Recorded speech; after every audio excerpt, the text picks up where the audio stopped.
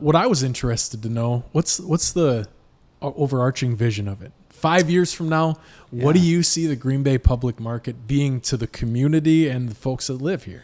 Well, look, when we kind of started this process, we didn't go into it saying, hey, we're going to open a public market, right? It was really taking a look in my role with on Broadway, and you want to build successful downtowns. And what do successful downtowns have? They have amenities that attract people.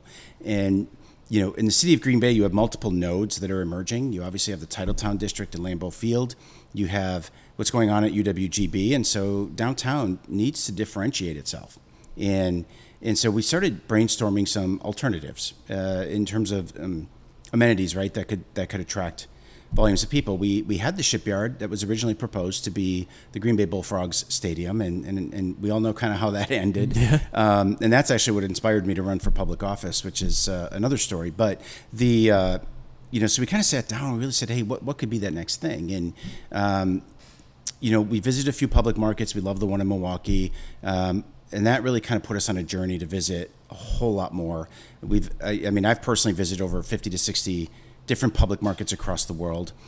We met with a few aquarium operators, interestingly, because they're popular in other places. You think about the Shed Aquarium in Chicago; it's 3 hours away, right? So, you've got Discovery World in Milwaukee, but that's kind of limited in scope. But just we started really doing the analysis, right? The cost per visitor.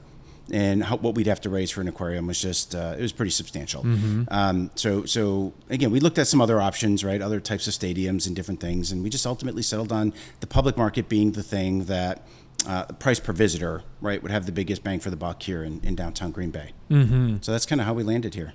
I think it's going to add...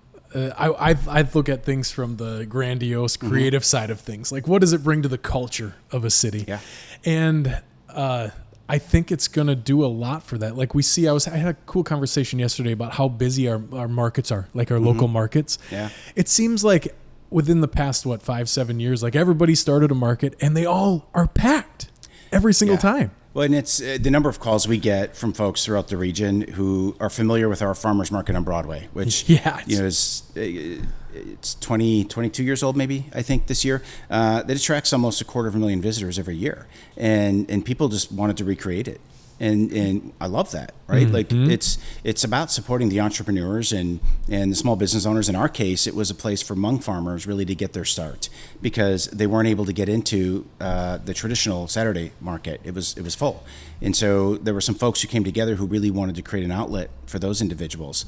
And what started as 10 vendors now has grown into over 100 vendors every week.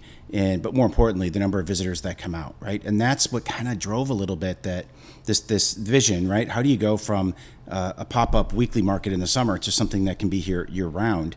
And also recognizing some of the needs of the neighborhood. It's one of the city's lowest income census tracts. It is a USDA designated food desert.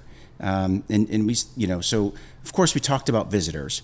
But we also saw an opportunity to address some of those other community needs, and by bringing in some of the products that Save a Lot, who's there, doesn't offer, right? So complement them, not compete with them, and that's really kind of what we were trying to achieve.